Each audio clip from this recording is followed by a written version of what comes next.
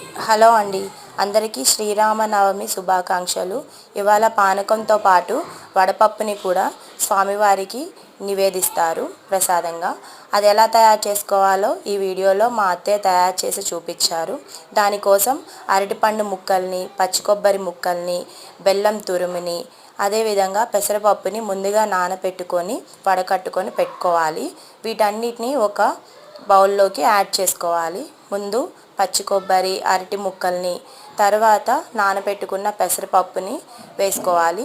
తర్వాత తురుముకున్న బెల్లంని కూడా యాడ్ చేసుకొని అంతా కూడా మిక్స్ చేసుకోవాలి.